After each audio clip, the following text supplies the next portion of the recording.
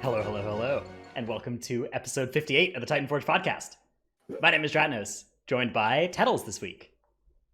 Yeah, what's up? I'm joined by Dratnos every single week, actually. True. This week, though, we're not joined by Trell.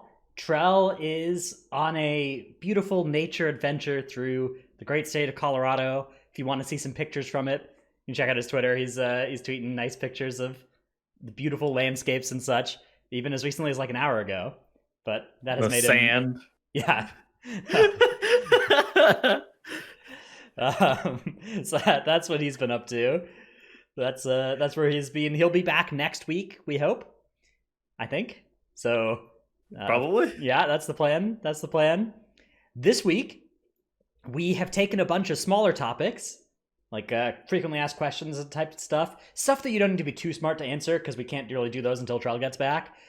So we're gonna take those questions and handle them this week. It'll be a bunch of kind of mini topic type stuff. But last week we were both busy doing our push week thing, our push week extravaganza. So we ended up not actually having a show last week. Last week we just had Trell on for a couple hours during our push week, actually 2 different days instead. How did you think that event went, Tettles? I thought it went fine. I really enjoyed it. I think it hit Dratnos a little bit harder than myself. Immediately after we were done doing the push week extravaganza, I hopped on a beta and started streaming again. I was like, maybe there's just something wrong with me. And then... Oh yeah, dude! I ran right to bed, man. I needed to get back on my usual sleep schedule rapidly. waking up at like 7:30 a.m. every day for 8 days was draining. So our current plan is we're not going to do anything like it for the next push week. We want to keep it something that's, special and fun. So instead of doing that, we're gonna let the scene kind of settle for a bit, let everybody recover. There will be, of course, a very good push week though that's starting next week, and one of our mini topics this week is like how can you identify what is a push week and what isn't? So because that was something we got a surprising number of questions about actually during our stream, was like, is this a push week? How do you know it's a push week? How did everybody know in advance it was going to be a push week? So we'll talk about making those kind of determinations as one of our little topics this week. But next week certainly is. It is not just a push week. It's probably the push week. It's going to be the week where you see teams really cement their IO, unless we get back around another 10 weeks or so in the season and teams still want to push the next time. I mean, Sanguine Grievous, maybe. Yeah, maybe. It's like week 12, right? It's hard. Yeah, I mean, week 12 with a lot more corruption resistance might be a little bit better than week 6, which is next week. But not much, if anything. And if it is, it'll be because of the corruption resistance. Yeah. Anyways, that next week is going to be a really exciting week to watch Mythic Plus, so definitely do that. But we're not going to be providing the same kind of coverage that we were last week. We don't want to. I don't want to do that again for another week. So instead of doing something much more watered down, we decided to just save it for Shadowlands. Try and do something cool then. Yeah, and in addition to that, make sure you check out all the streams that we highlighted last week. I'm sure they're all going to be doing their own sort of push week stuff, whether or not I'd be playing with their teams or whatever else. So make sure you guys go and really check those out, because that's ultimately what the push week extravaganza was about. It was about highlighting high key pushing and like those other teams that we're playing, and really talking and trying to get people invested in the scene. One thing I was really impressed by actually was how much we got kind of worldwide interest in this. Like, the Korean and Chinese teams were really, especially the Chinese teams, Skyline was really excited to be involved with this thing, which it surprised me because, like, if they're the best team in the world right now, right? They're like 400 IO above everybody else. It surprised me that they like care what any of the other teams are up to, or what any of us think, given how much they're just blasting everybody out of the water. I think it's just pride, and they're doing it for fun, right? And they see that. Yeah. Wait, there are a whole entire other region of subset of people that don't even speak the same language as us, but they're so interested in what Mythic Plus we're doing. Yeah, it was really cool. Really, really cool to see all that. So, I don't know. I can't overstate just how great that event was. If you are, by the way, a organization looking to set up a push week extravaganza event, we got quite a bit of viewership. If you're interested in slapping your name on it, giving us some money, ideally giving teams like an incentive, either just paying them to be part of it or putting up a prize for the team that does best during that push week, that kind of stuff, get in touch. I think we could work something out. I don't know how many orgs we have listening to our podcast, but if you're out there, It'd probably be for Shadowlands. It probably wouldn't be for this expansion. But yeah, definitely be a Shadowlands thing. we could organize something. We could organize something. Yeah. All right. Anyways, let us move on to the part of our show that has really ballooned out of control. The reading of the patrons, now almost a full page. Almost a full page in our Google Doc here. So, if you're somebody who's listening to our show and you're like, this part's kind of annoying, let me introduce you if you use like an iPhone, I think Android has this feature too. There's like a skip ahead 15 seconds button that you can push on your phone. So maybe the time to use that one. That might be. I'm not saying that I do this for similar podcasts that I listen to when they have segments like this, but if you wanted to, the option's there. Anyways, start reading.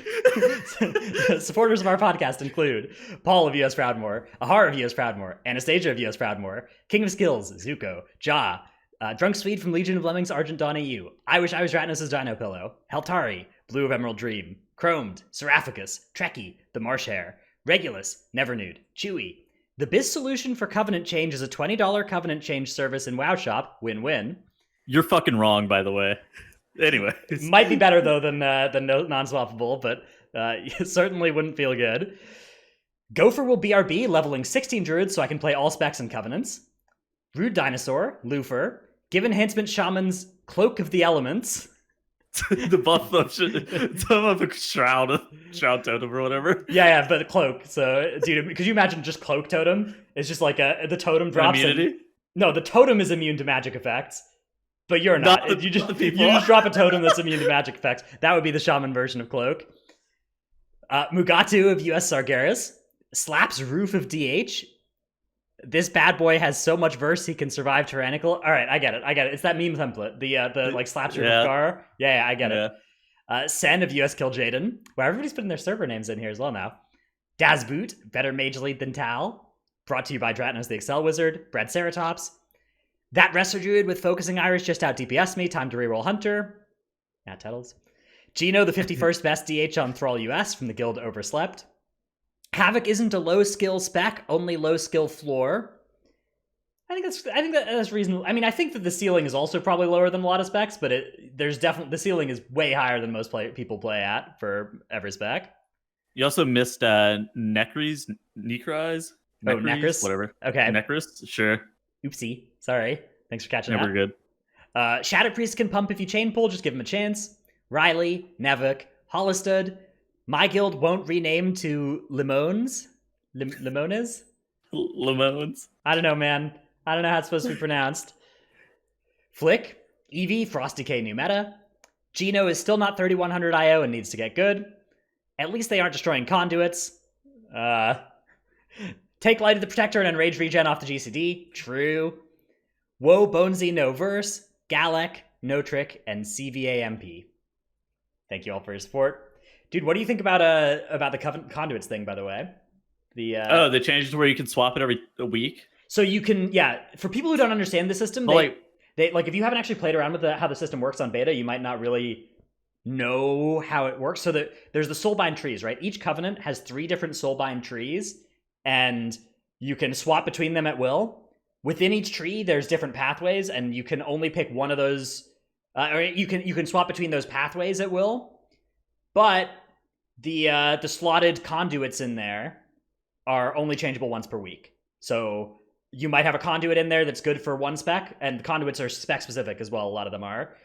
And if you're pathing through that, you're kind of locked into that soulbind being for that spec for that week.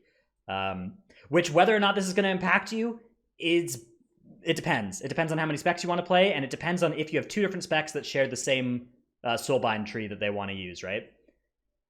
It's kind of like if BFA, if it really mattered whether or not your 2 different specs used the same Azerite piece or different Azerite pieces in the same slot, right? It's kind of arbitrary, and whether or not it matters, whether or not you have that similarity or not is going to affect whether or not you can play that same spec in the same week.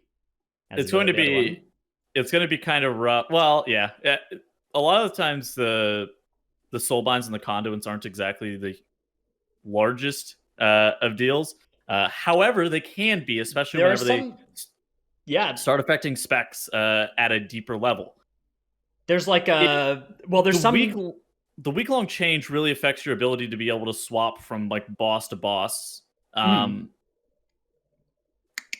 Especially if you want to play multiple specs. I think it's like a multi-specking problem more than anything else. I saw a lot of people were like, "Oh, this is not that bad," and then like THG is on Twitter sitting here thinking, "Wait, I can only play Destra for every single boss. Now I can't play Affliction for anything." He's like, and then the alternative question is, "But why?"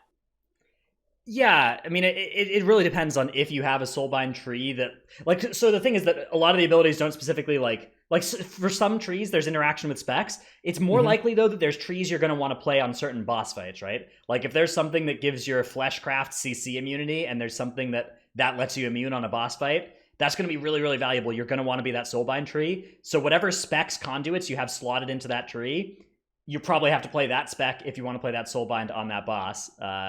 And so that, yeah, I mean, it's something that really just whether or not this affects you, it's kind of random. It's kind of going to just depend on if you're a spec that, like, if you wanted to play two different specs for for different content, if you wanted to play the same soulbind tree across two different specs, and that not everybody's going to want to, but it's basically going to be arbitrary. If you would want to do that, you're not going to be able to. So I I hate it.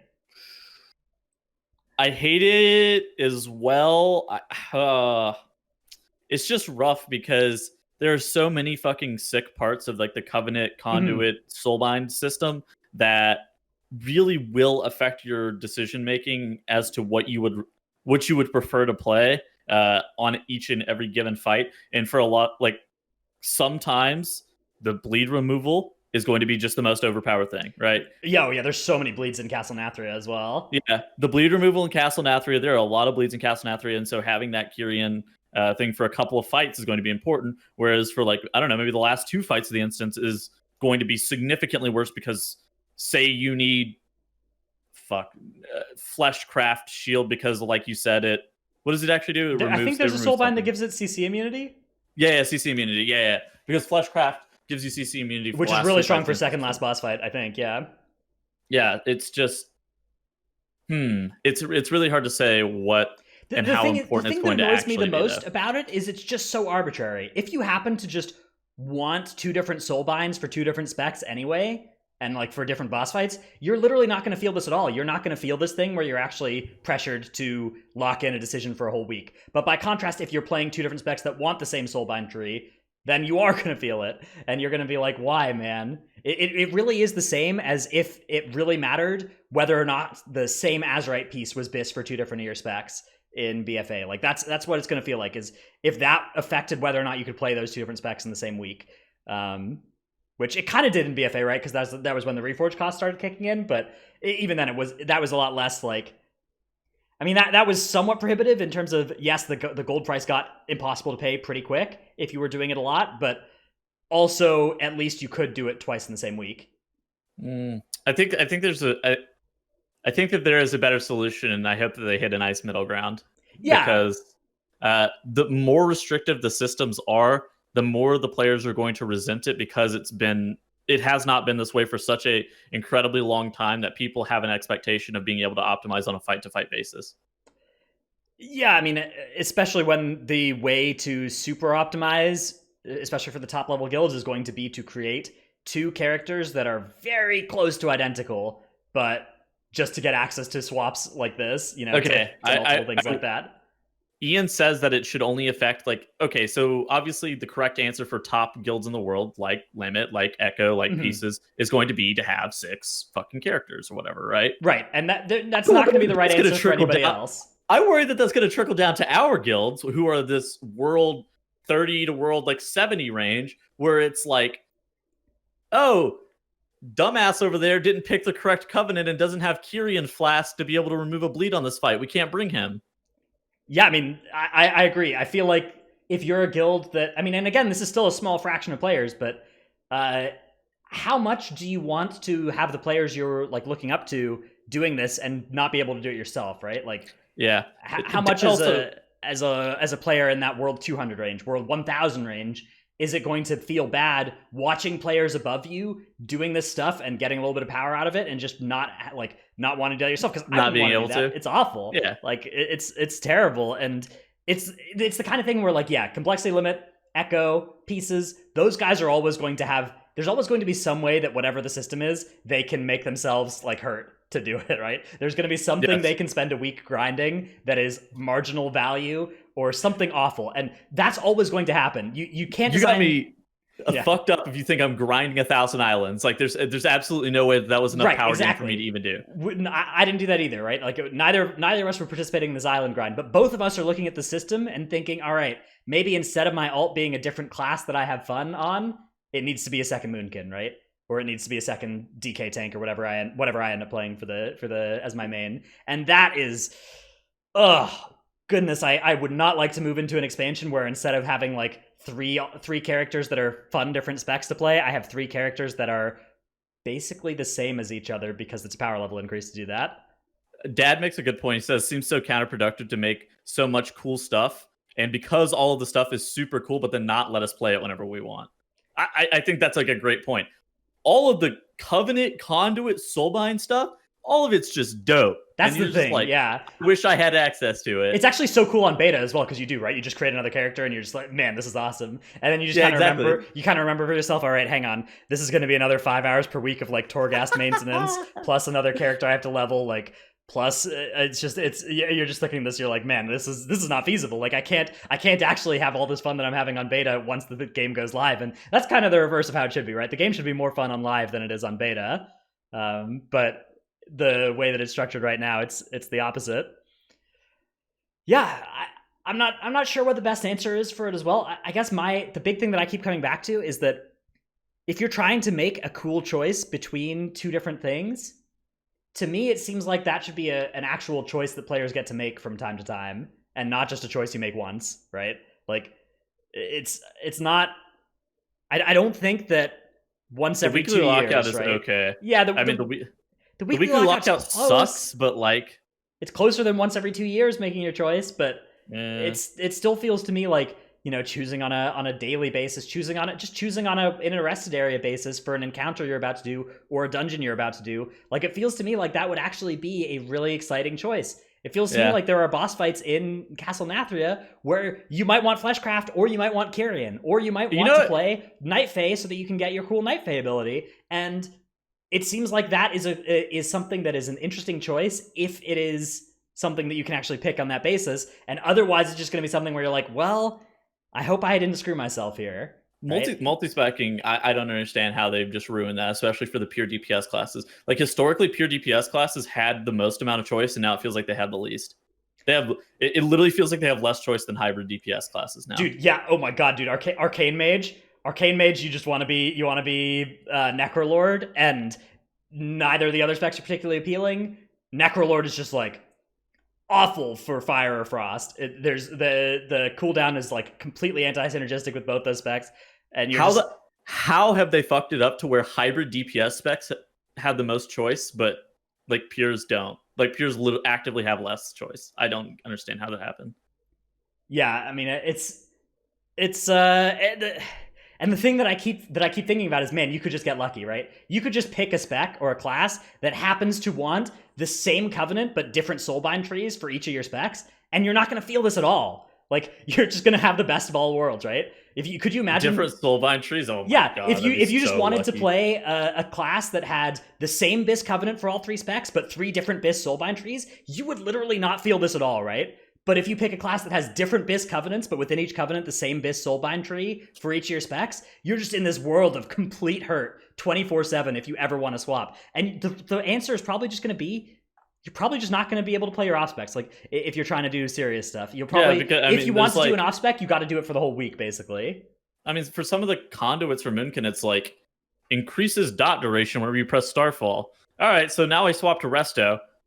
That spec doesn't have Starfall, man. Like, hold on, wait a second. Hold up, that is a 0 gain trait that you just put into your Resto gear because you're a balanced druid main, but now you have to heal. Now the movement from conduits from being destroyed to replace them instead just kind of ranking up and helping, like making it so that if you invest in one, it's better. Good change. That is awesome, yeah. And that's exactly the kind of thing that I think they could do system-wide, right? Make it so that if you want to play, like, one set of abilities, then it's a lot easier to grind that than it is to grind the ability to swap. I'm fine with that. I wouldn't have any problem with that. That's an MMO, right? That's the kind of thing that I think would feel good. Question, did you see how they're changing the weekly cash? Yes. Yeah. Do you want to talk about that? Yeah, I'm throwing the link in our show notes. Yeah. All right. I will put that up on the screen. So basically what this means is you can see right there, it says raids defeats 3 raid bosses, defeat 7 raid bosses, defeat 10 raid bosses. And then it has like a mythic dungeon thing. It says complete 1 mythic dungeon, complete 5 mythic dungeons, complete 15 mythic dungeons. And then same for PvP. Every single time you ladder up, you get, it's not an extra piece of gear, but you get to pick between an extra, like an additional piece of gear is your option to be able to pick. I think 15 mythic dungeons is too many. However, the system in terms of like the more content you do is the more opportunities you have to select a piece of gear. That is a really good system. Yeah, I actually don't mind these right-hand tiers being a lot. Like right now in BFA, if you basically just have these first tiers for all 3 systems, right? You don't even really have it from raid, you just have raid with bonus rolls basically. But in order to get the maximum out of your raid bonus rolls, in order to get your Mythic Plus weekly box, and in order to get your PvP weekly box, I guess the PvP weekly box is kind of more because you need 500 conquest points to get that in a week. I read that as they're changing how conquest works. Yeah, I imagine this is going to be a rebalance in terms of the amount of effort. But anyways, basically in BFA, you're rewarded for going wide, but not going deep in a certain kind of thing. Now in Shadowlands, if you want to get 3 rewards from your weekly box, you could either do a lot of mythic dungeons or you can go wide, right? You can do a little bit of each. And that to me is awesome. The thing is, there are going to be people who look at this and are going to feel obligated to earn all 9 choices. And I don't mind if that's a lot of work. It's incentivized, but not required. Yeah, like, I mean, the difference between picking 1 out of 7 gear pieces and picking 1 out of 9 gear pieces is really not that much. It really isn't. You're not getting extra gear. You're getting extra choices of gear. And exactly. That's the difference. I like that. So there's serious diminishing returns here on going from 7 to 8 and going from 8 to 9. It's not 0, but it is probably the case where top level players, you're probably better off just leveling an alt to play a different covenant instead of getting that, going from 5 to 15 mythic dungeons, right? Spending that time you could be doing to just make another character of the same class, that's probably going to be better off for you, which has its own problems, but... It also doesn't allow you to get, like, 3 pairs of hands every week in a row, or something like that the first week of the patch, and you're just like, what the fuck? My understanding of the way this is going to work is that the rewards behind each of these is going to be from that content as well. So, like, you'll get 3 mythic dungeon rewards from the middle row, you'll get 3 raid rewards from the top row, and you'll get 3 PvP rewards from the bottom row. That's my understanding of how it's going to work also, and it's going to be scaled to, like, the highest level that you did. So, if you did the bosses at Mythic, you'll get Mythic items up here. If you did the dungeons at plus 10, you'll get M10 levels here. And my understanding as well is that it's fairly forgiving. If if your first Mythic dungeon of the week was an M0, but then you do a bunch of M15s, I think even this reward turns into an M15 reward. I heard it is the other way around. Okay. Then we'll see. Hopefully it turns into the latter. I think it turns into the latter. Yeah. I don't expect it to be like that bad. This is a great system though. I'm super stoked. I think this is awesome as well. I think if you're looking at this and you're feeling like you're now incentivized to do all these things on the right, I don't think that's not the way that I'm looking at it. Like, I will probably have my main character getting all 9 of these rewards in the first couple weeks, but like, I don't know. It's kind of nice to have that kind of a big grindy goal that is optional and small power level to get, right? The difference between doing this and between grinding an extra 100 islands, man, it's night and day. Yeah, love this change. Love this change for the weekly cash. Super sick.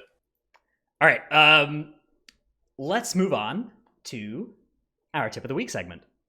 My tip of the week this week comes from our M+ extravaganza. A lot of the times, me and Titles would kind of have this conversation about, did we think a team could still time this key? And pretty often we were kind of wildly wrong about it. We were in this position where we thought like a team couldn't time the key, and then they still could quite a bit. So my tip of the week is, if it's not extremely obvious to you that your keystone is depleted, if you aren't 100% sure that your key is depleted, just stop worrying about it. Don't don't worry about talking about that with your group. Don't worry about saying stuff like it's depleted or anything like that, unless you are 100% sure that there's no earthly way that you could time the key. In which case, okay, all right, hearth out, or if you're 25 minutes into the dungeon and still on second boss of Toldagor or some shit. Yeah, obviously, if it's completely untimeable, but if it's just like, hey, we're 3 minutes behind, what the pace we're supposed to be at is here, like that can be made up. That those 3 minutes can come back, especially if you're not playing like 30 keys or whatever. If you're not playing 29 keys, there's a lot of time that can be saved by just your people, like by just things going really well. You just do more damage. Yeah, I mean, you just crit. Your outlaw rogue rolls a 5 buff. Your mage gets 2 lucid procs in their next combust instead of 0, and bang, you're vibing hard. So, basically, if you're spending your time thinking about whether or not you can time some keys, those keys are going to be depleted because you spent your time thinking about that instead of just playing as well as you could. Yeah. All right, Tettles has a clip of the week for us. Mm-hmm. Let us go take a look. We swap between practical clips of the week and meme clips of the week. This is one of those practical ones. This is good, yeah. This so is the good. It's that Chinese Sanguine snap spot that we saw. A lot of teams start implementing on Sanguine Week. I think we probably will get one more Sanguine Week before the end of the expansion, maybe 2. Yeah, the reason the spot is good is because the Sanguine is dropping up above you, right? So you can just you can just tank everything there, and Sanguine is effectively removed as an affix while you're fighting in this spot. Extremely powerful, yeah, but also not relevant for the next push week, but next Sanguine push week, which is in like a month, then this could absolutely come up, yeah. All right. Yeah. Pretty good Sanguine spot. Maybe look to use that next time you see Sanguine in a Taldazar. For me, the thing that I like the most about that is how much Mythic Plus is like still evolving 2 years into the expansion. Well, snapping is ever evolving. Yeah, snapping is, snapping is a little bit of a weird thing, but even non-snap related strategies, just like the other ways that you could path through a Taldazar, for instance, a lot of that is because of Awakened, but still, teams are doing new stuff every time, and that is awesome to see. There are only a couple dungeons that, not even, the only dungeon that has like a static route, I feel like, is Workshop. KR has like 3 routes you pick from. Yeah, every team we were watching in KR was doing different stuff as well. There's actually so much choice even there. Workshop less so, but even in Workshop, there's the D-pull that you could either do or not do, and that you should be doing. Well, every time we saw somebody try it, though, they did die. Well, all right.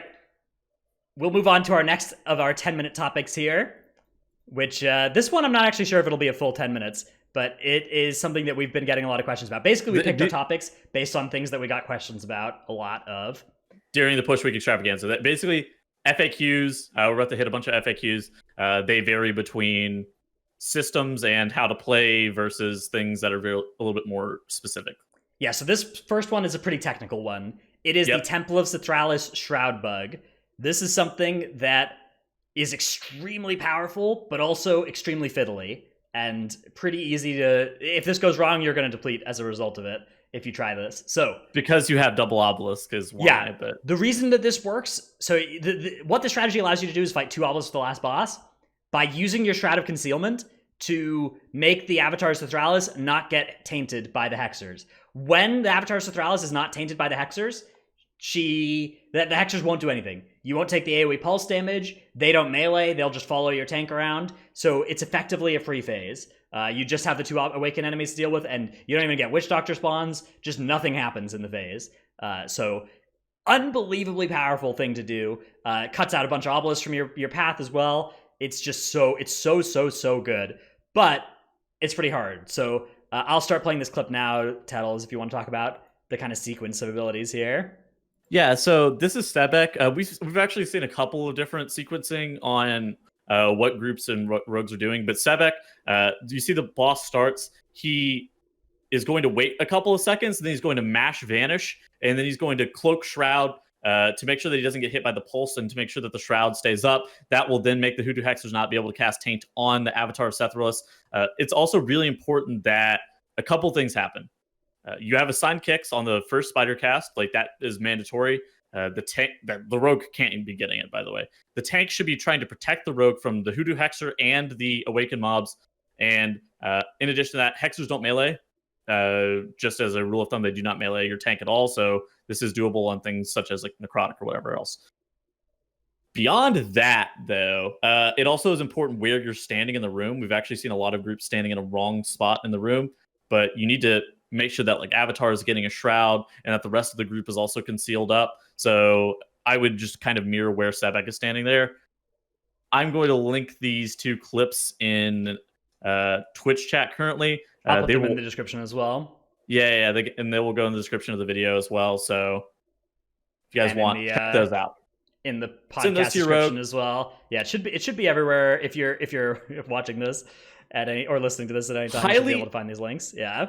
What I would do is, since it is a bad week, it is explosive bolstering this week. Go into Temple this week and try this. Try this for yourself. It's okay, yeah. I mean, it'll be annoying to do it with explosive active if you're trying to do it on an actual key, but you could just go in on normal difficulty. Yeah, you could actually just go in on normal difficulty. Yeah. Like, obviously, there's going to be some problems with like the obelisks and the awakened mobs and stuff like that. But if you go in on a normal difficulty, you can just fuck around and practice it. Mikasa from Team Skyline told us that he had 3 rogues in there so that he could practice it once every 2 minutes instead of once every 6 minutes, which is the shroud cooldown for like a whole afternoon. So, and Mikasa actually does it somewhat differently than Sebek does. I think the thing is you can actually shroud fairly late because when you shroud late, the avatar will still get stealth and it'll like vanish off the taint cast if they're already going. Or you can have it be stealthed early and it'll be the taint cast won't go off. Either of those can work.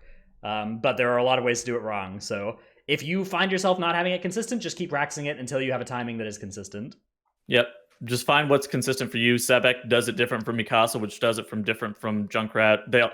All the rogues I feel like have weird ass timings that they've just found that works for them. So making sure that you practice it on your own. And you know, it's based on where your tank is as well. That is important too. You know, making sure your tank doesn't let you get meleeed or you vanish so you don't get meleeed and you get the first kick done on the spider. All of those things are really, really important.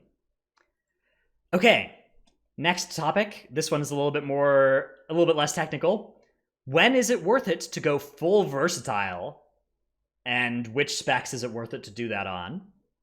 Let's start by talking about Demon Hunter and Rogue, because I feel like Demon Hunter in particular was kind of one of the first versatile DPS.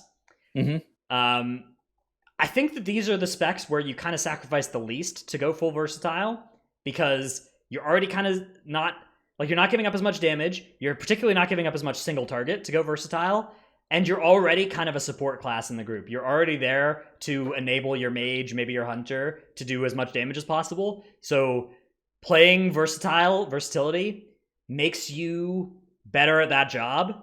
And it means that you're already a tanky class, but you're basically going to require 0 healing from your healer. And that means your healer can focus more on keeping your mage or your hunter up as the keystone level gets higher. So it's not so much that you're in this range where as you get to like super high keys, you're going to die as a DH or rogue, even without versatile. It's often just that like you're going to soak a global out of your healer and then your mage is going to die 10 seconds later as a result. So I think that these are the specs where you're going to want to do it first. Even still, I wouldn't worry about it unless you're doing 27 keys. I wouldn't worry about it unless you're getting to maybe 26 keys. Like if you're playing below that level, do not worry about versatile. People ask us this all the time. It's really not a big deal below that.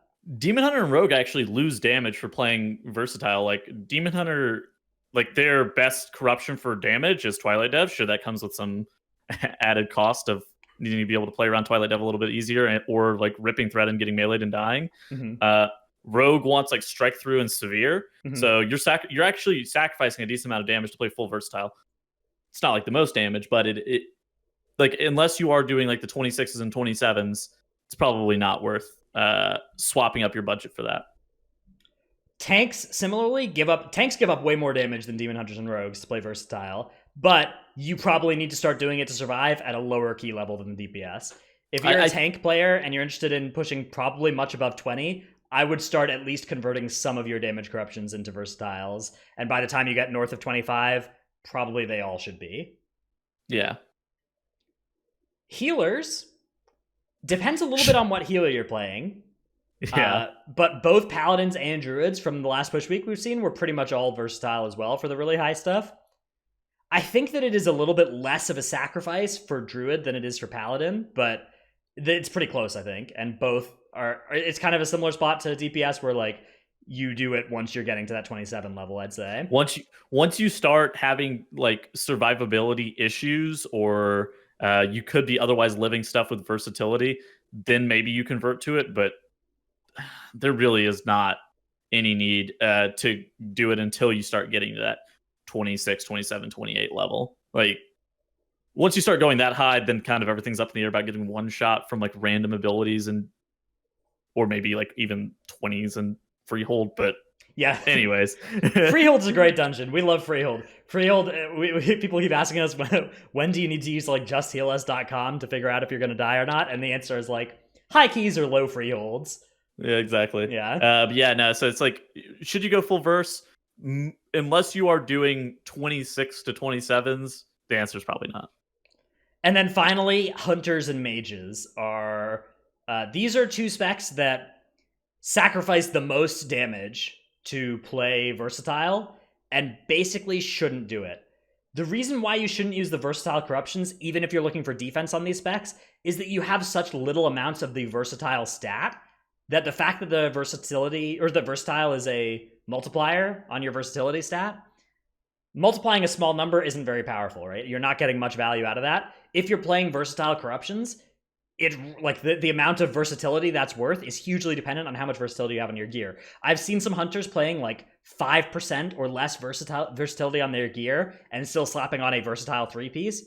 That versatile 3 is worth basically nothing. It's worth, less than 100 versatility to be doing that. And so that's a very low value proposition there. You're better off playing stuff like Avoidant or versatility gems. Flat versatility on your gear at that point is going to be more value for you than the corruption is because of the multiplicative effect of the corruption. So for either of those specs, if you want defense, verse gems, Avoidant corruption for when you need it. Basically every class. Okay, if you're not a demon hunter or a rogue, if you're putting versatility on, you're probably not gonna do so hot. Like even Death Knights and stuff like that. Somebody asked about Frosty K's. Frosty K's, you just stick full damage corruptions. Like you just roll with it. Yeah, I mean, and if you need something defensive, an Avoidant is usually what you're going for.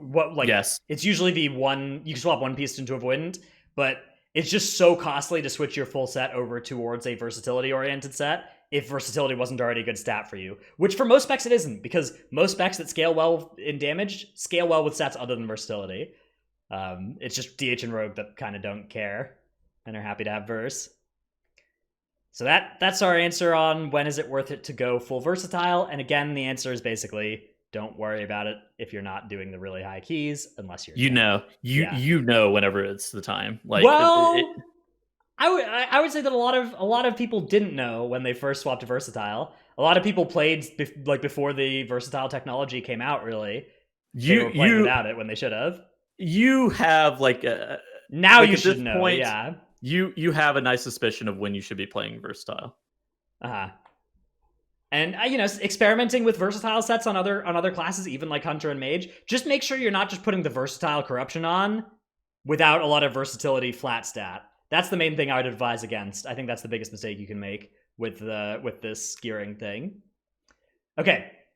Next frequently asked question. What makes a week a push week? Ooh. I guess we should start by defining what is a push week. Tell us, what's a push week? Typically, a push week is the week that you're going to gain the most IO. And reason for that may vary. Typically, it is a fixed dependent, though. And what may grant you the most IO for high key groups may not grant you the most IO for Pug, LFG, no voice groups. There's definitely a distinction to be made between the two. Yeah, when you see people like streamers and us, for instance, talking about push week, it's generally going to be those weeks that are really good for high key pushing. So for those players, the affixes that are least impactful on the timer are what you're looking for. Stuff like Sanguine, Quaking, Bursting, Volcanic, Skittish. There are other ones. I feel like it's mostly those 5. Yeah. Sometimes like Grievous or whatever can sneak in as well, although it's tricky. Sometimes Bullstring can sneak in as well. But they're basically when you have affixes they can be difficult affixes. They can be hard to deal with. They can be affixes that will slow you down a great deal if they're messed up. But they generally need to be affixes that, if played perfectly or if played well, don't impact your timer. So consider stuff like Sanguine or Quaking, where if they are played properly around, neither of them actually affects your timer, right? Yeah. Whereas stuff like Explosive or Teaming, those are added mobs or explosive orbs, which you have to prioritize a lot of damage in to be able to kill. So both of those, even though they can potentially be easy, they will slow you down. And that is the defining characteristic of a push week for high keys. Now, one thing that is also an important dynamic for really high keys is the difference between Fortified and Tyrannical on the timer. Because Fortified takes less time than Tyrannical to deal with, and because Fortified is possible to deal with 30 keys, and Tyrannical, you're going to get killed by a lot more bosses in a sort of unfair way. A lot of the time, too, Tyrannical is just significantly slower. Not necessarily that the bosses are always hard, but you end up losing a lot of your timer because your damage doesn't scale like with Tyrannical at all. Like your damage doesn't really scale at all. Like whereas if you're doing a 20 Tyrannical, you're going to be doing the exact same DPS to bosses as in a 30 Tyrannical, whereas you're going to be gaining more amounts of phases on that 30 keystone level. Right. So bosses that have time-based phasing, like Kragmaw the Infested, for instance, really scales up in time commitment and difficulty with Tyrannical because that first phase is longer than the later phases, and you have more cooldowns in the first phase than the later phases. So if you can kill that boss with, if it has half as much health, it actually takes way less than half as much time to kill it. It dies in like an eighth as much time or something like that. It dies so much faster because it doesn't do all those phases where you don't do damage to it and where it's just running around the room. So those are definitely a huge effect on making Tyrannical slower than Fortified too. Yeah, but so the two best Fortified push weeks are Sanguine Quaking Fort and Bursting Volcanic Fort. Yeah, that was last week and next week. Yep. Yeah. Exactly. Those are the best weeks for those reasons because they're all the affixes are good. There are some other weeks like Bolstering Skittish that are potentially pretty good for some dungeons, but kind of an important characteristic of push weeks is that all the dungeons are pretty good because on a weeks like Bolstering Skittish, that might be potentially the best week on the calendar for like Siege of Borealis, but you're just rolling this time bomb, right? It's every time you roll a keystone, it could turn into something awful on a bolstering week. All right, so let's talk about what affixes are good if you're pushing via LFG. So typically, if you're using like LFG no voice keys, you're looking for the easiest of affixes, even if they can be slower. So like your Quakings, your Teamings, like literally just Teaming is not hard, it's just slow. Tyrannical, exact same way. Tyrannical is not hard, it's just slow. And I would generally look for the absence of on-death affixes and Tyrannical for stuff that makes like LFG no voice keys a little bit easier. And the reason for that is because there's less variables for people to be able to fuck up and kill you on. Yeah, on-death affixes are extremely technical. Bolstering, Bursting, and Sanguine. All three of those can be followed by the word disaster, and you know what it means, right? A bolstering disaster, a sanguine disaster, a bursting disaster. We've all wiped those things. It happens all the time, and there's 5 people in your group who need to be on the same page to avoid it, basically, in most of those cases. So getting rid of those for LFG, really, really strong thing. So for the group finder, a week like Teaming Volcanic Tyrannical, for instance, is perfect for just pushing 15s, pushing 17s. It's slow. It's slow. But it's easy. Like that's exactly what it is. It's slow, but it's easy. And at the end of the day, you're not going to deplete even a 20 by damage, especially if you're fully mythic geared. You should not be depleting a 20 by damage. As long as you don't wipe, you're fine. Yeah. Exactly. So you pick the affixes that make you less likely to wipe. And that's not the same affixes that are good for the high key groups, right? The high key affixes are very likely to wipe you often. Stuff like Bursting and Sanguine, like, man, those can cost a lot of time if they go wrong. There's just the potential for them to go perfect and cost 0 time. And Teaming has no potential for that. Tyrannical Teaming Volcanic is one that I have listed. Fortified Teaming Quaking, those are probably your best bets for like no voice LFG stuff. And then I had like the generics, the Tyrannical Bursting Skittish, that is just really easy to deal with generally as long as you're not trolling with Bursting. But again, you have to like watch out for that. And then Fortified Bursting Volcanic, the exact same way. It's just the Fortified. That's kind of the best pick for everybody, to be honest. Yeah, I mean, Volcanic is just such a non-issue affix. And yeah, the difference between Fortified and Tyrannical as well. Tyrannical really doesn't start to scale out of control for most players in those lower level keys. It's, for high key groups, it can be annoying because there's not really a good way to speed up Tyrannical. But if you're doing 15s or 20s, it's not that's not something you're going to run into as a problem. You're not racing Yeah. against the timer relative. Like you're not normally racing against the timer in that regard. You're just making sure that you don't die. So like taking these very conservative, calculated measures, and taking a route that may end up generally being slower is going to be your best bet, especially if you're doing no voice LFG keys. And that is why it's 100% prefaced by like no voice LFG, because there's less coordination involved in being able to time the key. You can take it slower. My general advice would be, if you're not sure what a good push week is, just play the week until you decide you hate it. And then don't play explosive though. That's a banned week. We hate explosive. We hate explosive. All right. Next topic. How do I get into doing high keys? And this is something we get asked quite a bit because it's a little bit of like a tough community potentially to break into. It's fairly small, partially because there's no incentive to do it besides just wanting to. Glory. Yeah, I mean, it's certainly glory for the Treldori. Glory to the Treldori for sure. But because of that, it's a little bit of it's a fairly closed system. It often can feel like, especially if you're not currently involved in it, to get into. Now, it's a little bit late in BFA to be getting into high keys. The problem, if you're trying to get into high keys right now, is that there's like 2 years of dungeon knowledge that you need to have built up, really, to be not an anchor to your group, right? To not be weighing them down. There's kind of this community of players that like, they know what the kick orders are for most packs. They know like the rogue usually does this job on this pull, and like the mage does this thing here in most cases. And like, if you pick from one of those couple hundred players to build a high key group, usually things are going to be roughly successful. There will be some small things that everybody disagrees a little bit on, but for the most part... Oh, wait. Why did that rogue gouge the maggot cast in Kragmaw's room? Yeah. Oh, didn't know I was supposed to stop. Or it's like the maggot in Kragmaw's room, or like the confessor in Nataldazar. Those were like rogue jobs, right? And rogues know that they have to do those. Yeah, so if you're coming into the game now, if you're trying to get into BFA high keys, you kind of need people who already know all that stuff, who don't mind teaching you, and it'll still take a while to learn it, and you'll probably be about ready when Shadowlands launches anyways. So I wouldn't worry about getting in on the ground floor or getting in on BFA high keys at this point. I would instead set your sights on Shadowlands, because a lot of people didn't do Legion high keys and did BFA high keys. That's me. I didn't do any high keys in Legion. I got into it in Season 1 of BFA. And you could do that as well if your goal is to be a Shadowlands key pusher. You probably do want to get started, though, as early as possible on learning all the dungeon stuff in Shadowlands. So beta keys right now, on beta, if there's a group of good players looking for like a healer or whatever, and you're a healer that happens to be online when they're looking for one, you can just get into a group that's got like tanking. You can scam your way into a 6,500 IO group whenever you're like 3,500 IO and live, and just get great experience, because people don't look at Raider IO's score on beta. They're just like, you know what? This guy said, I'll come heal this. So you come and heal that. Yeah, I mean, if it goes bad, you're probably getting lobbed for the next one, but it's it's still valuable experience. Don't suck. Yeah.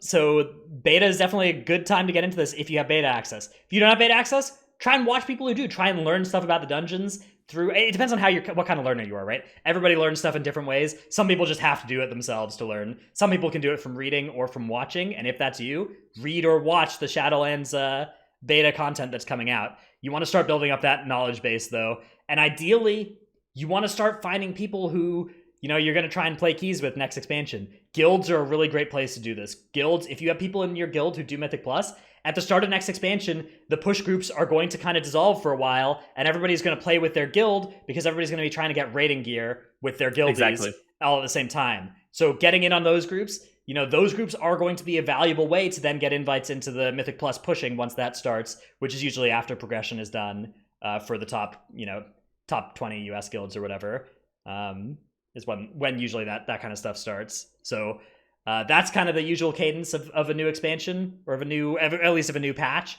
New expansion is kind of a bigger version of a new patch. So definitely be ready to do that. And starting at the ground floor in Shadowlands is just the most important point. Yeah, and like even if you're walking through Mythic Zeros the first week of the expansion, and you're just like, trying to figure out what kicks do and like how stops work like that. There's even time, like sure you may be on the clock because you're trying to get through all of the mythic dungeons in a short time manner, but you can absolutely just try to be learning and soaking up all the knowledge while you're doing that. Yeah, absolutely. So, you're not behind if you miss on all the beta stuff. You can totally be fine getting in on live. I didn't do any BFA beta stuff, and I got in on the ground floor as soon as live came out, and that worked out fine for me. So that could work out for you as well. But it is an advantage if you want it. If you or if you have it, if you don't mind watching beta streams, if all that stuff's available for you, to some extent. It's not going to matter too much though, because a lot of the fights are going to change as well. There's some extremely buggy beta fights that still need to get fixed, so don't worry too much about learning those. Yeah. All right, next topic. Next one is, how should you pick what class or spec to play in Shadowlands? Man, this is a tough one, and this one is really going to depend on how the Covenant, Conduit, and Soulbind system ends up looking, because you may or may not have more or less options here than we know right now, right? The current state of the game as it looks like right now, you kind of have to pick a spec. It doesn't look to me like you can really pick a class and plan to play multiple specs on it, which the usual advice that I would have given before is if somebody indicated a desire to tank and heal and DPS, I would send them to Paladin, Monk, Druid, one of the classes that can do all three of those things.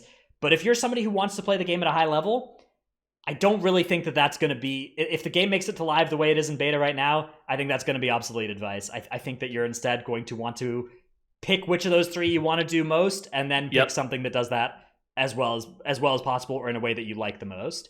Exactly. I hope this... You pick something... I hope I'm wrong about this. You pick something that's fun and interesting, and you pick the role that you really want to play, and once you do that, then you start beginning to build up your knowledge base, right? You end up beginning, and you try to get as high as you can on that. We see it a lot in MOBA games where you'll have somebody who's like a one trick of a certain character, and they'll be able to get close, if not all the way up to the highest level, being a one trick of that certain character. And doing that as a class / spec / role combo, and then just grinding your way up to the very tippy top of where you possibly can, and then learning how to multi-class is your best case scenario. Making sure that from whenever you start from the ground up, picking something that you find fun and interesting, and then be able to just build up on that knowledge and move all the way up the ladder with that. That's important. That's pretty much what I did in BFA as well. I was a rogue for the first year in BFA and basically didn't touch any alts. And then I got fairly high on rogue. I was doing some really high keys. I was doing some really high logs in raid, and then I started playing some other stuff as well. And then I started multi-classing very aggressively to help out the guild as much as possible for the last couple tiers of the expansion. So yeah, absolutely go as deep as you can in one class as long as it's good. However, right now we don't really know what's going to be good in Shadowlands. If you're picking a class based on trying to be as good as possible in Shadowlands, you can try to make an educated guess. You can ask people for their educated guesses. Don't commit to anything yet. Wait until at the earliest 2 weeks before Shadowlands launches, or pre-patch. Wait until pre-patch before you make a commitment to what you're going to play in Shadowlands. I think if your goal, I think that worrying about meta performance for the first tier of an expansion is always just a bait, anyways, because nobody fucking knows, man. For the first tier of the expansion too, you can always end up playing dude, you end up bringing suboptimal shit to everything the first tier of the expansion, because you'll have people who are like, I want to play Shadow Priest, I want to play Warlock, blah, blah, blah, blah, blah. And you very infrequently will you have a good class stacked comp for the first tier of the expansion. You'll end up playing some weird off meta shit. I think you can still make a good guess though. You can make a guess that's a 60% chance instead of a 50% chance of being good. And if that's your goal, I think that is something that's reasonable to do, but don't pick yet, because we don't know yet what the tuning is going to look like. Wait until the latest possible moment if that's your goal. Otherwise, just pick something that looks fun and cool to you. And if you later on realize that you want to play something else, my main advice is be ready to be flexible. Be ready to swap after the first tier to whatever is good, because you don't want to spend a whole expansion playing, you don't want to spend all of BFA playing Windwalker, right? You don't want to be locked into that kind of stuff. So be ready. I'd say be ready early in Shadowlands to make a swap. rather than kind of trying to force yourself to play something you don't want to, or that you're not going to be able to succeed with, unless that's your goal, right? It really does depend on what you're like. If you are having fun on that one thing, and that's what's gonna make you have fun, is playing Windwalker instead of playing something good. Go for it. That's your decision. If you really don't know what to pick, though, and you are a DPS main, I would say pick one of the pure DPS classes: the mage, the warlock, the rogue. Pick one of those pures and be flexible with what spec you want to play. Like, if you really do not care about like specs, right, and you just care about performance, you can't really go wrong if you have 3 fucking specs. I mean, you can, but it's less likely, right? You get 3. If you're already like up in the air, like I really don't know what to do, blah blah blah blah blah, you should be willing to re-roll to a different spec after you made the wrong decision as well. Yeah. And you're basically rolling 3 dice instead of 1 if you're playing a pure DPS class instead of a hybrid. Now, like we were talking about, you're probably going to have to play 1 spec, but you have more options for which spec you can play in the first couple weeks of the expansion. Like, you can still make that decision, and worst case, you can regrind up a different covenant and swap your specs once, and it won't be too bad to do that. It's just that you're not going to be able to play multiple specs as a long-term equilibrium thing. Unless you get really lucky and you have the same BIS Covenant but different BIS Soulbinds for all your different specs, in which case... All right, don't even throw that caveat in there. It's not happening. Dude, I'm sure that there's going to be a class for which that's true, and honestly... One class. Honestly, I would actually advise a lot of people... I feel like the most fun that you're going to be able to have is playing that class for a lot of people, especially as an alt. If you're looking for a good alt or even just a good class to play... It was a lot of the same reason that I recommended Demon Hunter to everybody back in 8.2. Because for Demon Hunter back in 8.2, your BIS essences were so easy to get that you didn't have to deal with this awful system to play that class, right? And for the same reason, there's going to be a class that's not going to have to deal with the awful covenants and soulbind system, and that class is going to be a great choice for that reason. But we just don't know which one that is yet. But it may or may not exist. There may not be multiple that are like that, but... It will be awesome if I could just pick that class, I would be so happy. If I could get lucky and just not have to deal with this, man. All right. Ooh, Kettle's going in and out of focus madly. All right, that's the last of our 10-minute topics here for today. Let's do some questions and answers. First one comes from Tayale on Discord. I don't know, man. I'm trying my best. What do you think Blizzard should do to combat the Alliance Horde imbalance at the competitive level?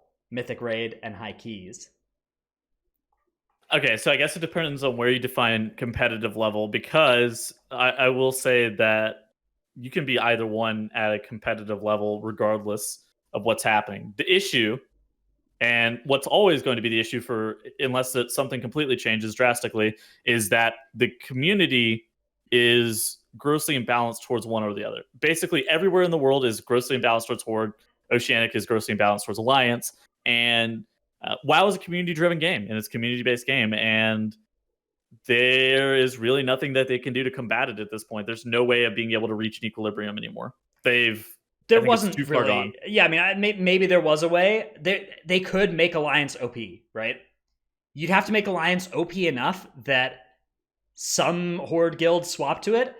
I mean, pretty much every Horde guild would swap to it, though, well, it would be really hard. But if your goal as Blizzard was to get back to 50-50 faction balance, you need to make them like a little OP enough that some guilds swap, but not all guilds swap. And then once it gets to 50-50, you make it balanced again.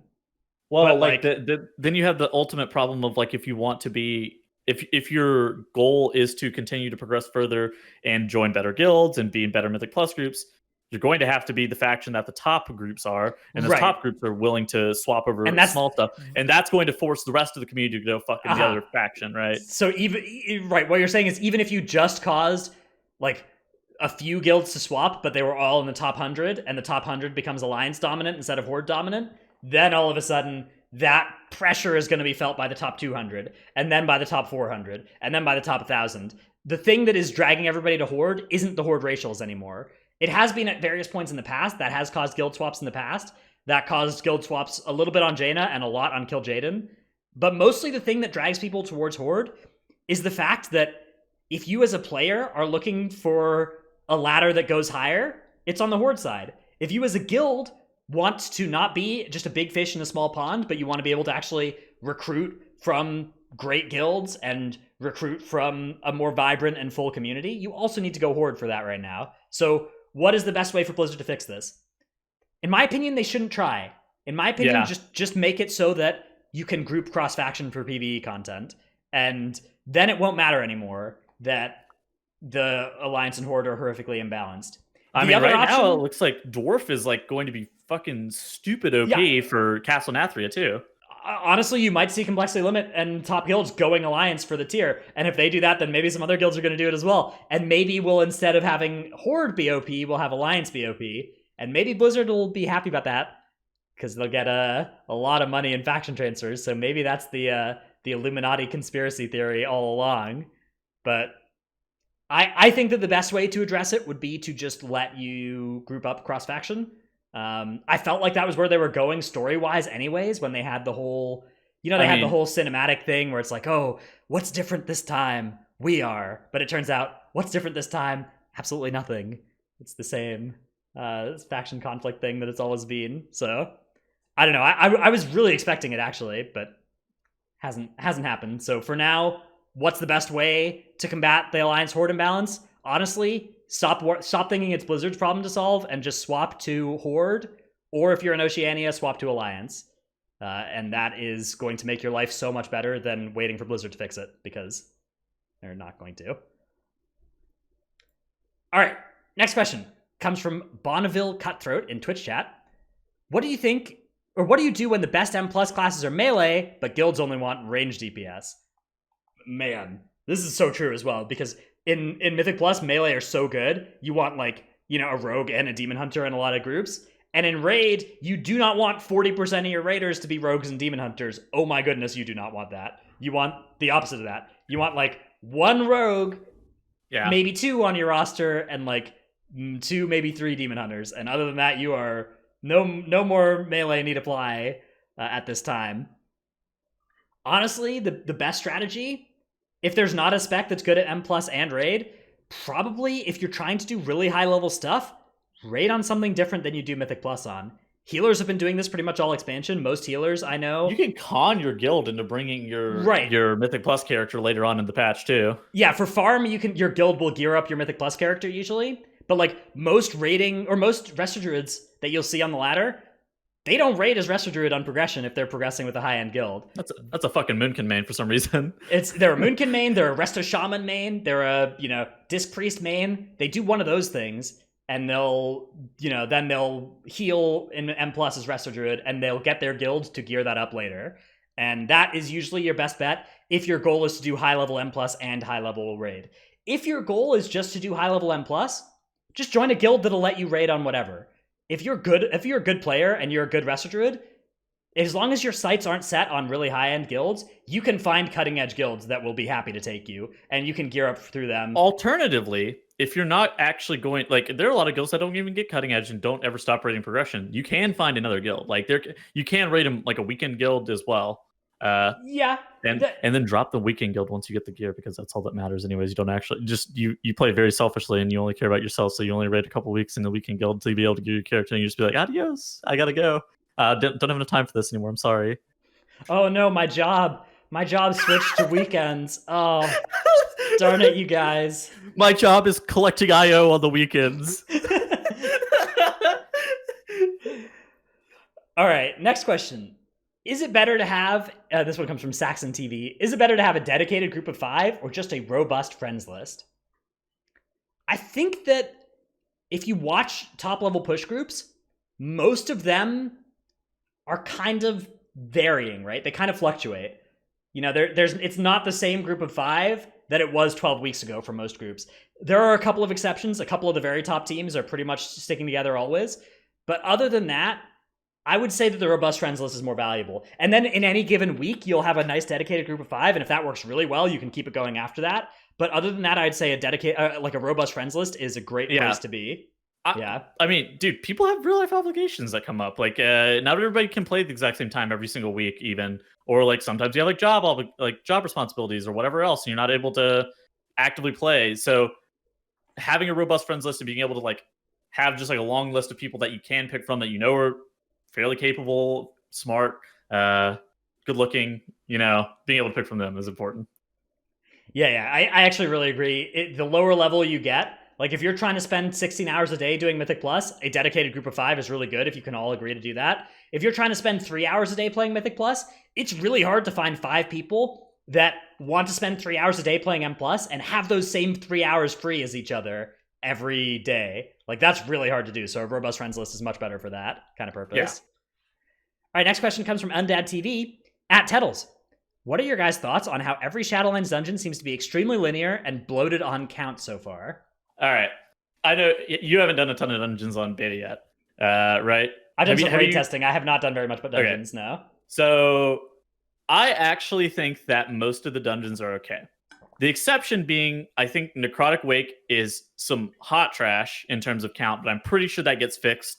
I think that it's imbalanced in terms of count because there are currently problems with, I don't know, I think that they just redid the gauntlet, or like the gauntlet up in the third boss room, and now the count's incorrect for that dungeon. But I think most of the other dungeons are kind of okay, so that yes, they are linear, but they're linear in a way that Underrot is linear. They're not all linear in ways that King's Rest and Workshop are linear, where you have to pull the exact same packs every single time. Like obviously Necrotic Wake is King's Rest linear, where you don't really have that many opportunities to be able to skip anything. But then you have stuff like Plaguefall that has not an insignificant amount of choice. You have Halls of Atonement, which basically is build your own route style through the dungeon. And then you have Mists of Tierna Scythe, which again is very similar to Underrot linear, where yes, they are like you have to go through in a specific boss order, and it's not like completely open. It does feel a little bit better than some of the workshops in the King's Rests in that regard. It's even better than like the Temple Sethralists as well. Yeah, I do think that's an important. I mean, I hope... Dad also in chat says, yeah, but in Underrot, if you hold W, you end up at 100% count. In all these dungeons, if you hold W, you're up to like 170. I think that is a huge mistake. I think that they need to rebalance count to make sure that if you hold W and pull one pack at a time, that you're at 100% count. Because like trolling your trash count like that, I think that you should, if you take a straight line, you should at least be like 90 to 100% count, and you should never be at like a 130. Yeah, I agree. You shouldn't be over by going in a straight line. I think it's fine to be a little under 100 from going in a straight line, because then it encourages you to pull some stuff off to the side and you pick something there. But yeah, straight line pulling shouldn't be like Temple, where if you walk through Temple without a shroud, you're at 150% count. Man, that sucks. All right. I think that's about it for our questions and answers segment here, which I guess was kind of our whole show. Some bigger questions, some smaller ones. This has been a pretty cool one, though. Next week, we will be back with Trell. That's the plan there. And we have a pretty cool topic idea, I think, for that one. Do you want to hit them with it early? Sure. Okay. Yeah. I'll do a little spoiler for everybody, because everybody in chat's been so good today. You guys got a treat. So our topic for next week, we're going to do like a discussion and kind of this should be pretty cool. We're going to talk about like how boss strategies have evolved over the expansion in Mythic Plus. So I don't know if you guys remember what we did in season 1 with some of those bosses, but it's so different from what we do now. And we're going to kind of go over that. It should be a good story time, a good little bit of nostalgia, talking about how all the boss, strats have evolved over time. Like those world race progression YouTube videos, there will be like speed running progression YouTube videos where they talk about the progression of like how the dungeon, or how the where there's like Mario evolved. And there, it's like in 1997 we walked through here and jumped and hit this box, and then it's like in 2005 we decided you could just skip that part, and then in 2020 you start hitting it again to cause the game code to update so that you could then phase through a wall later. And you're like, man, exactly. This is awesome. And yeah, it's not to that level in Mythic Plus, but it's kind of close in some areas. It's kind of cool, the strategies that have evolved around the bosses. So that's our talk for next week. In the year 2019, somebody decided that you could line of sight the first boss in Freehold. Yeah. Oh my god, dude! Freehold before you did that. Season 2 people were fucking eating the shot with Safeguard. Yeah, you could either feint every other. You could like alternate feint, cloak, feint, Safeguard, feint, sack, feint, or whatever, or you could just try and And matrix then it. Team Undad Television decided that it was time to take the Ravager through Freehold, polymorphing it to heal it back up to full while grabbing count from every other mob in the dungeon. Yeah, so All that is our topic for next week. However, our topic for this week is over. That's gonna be all from us. Later, everybody.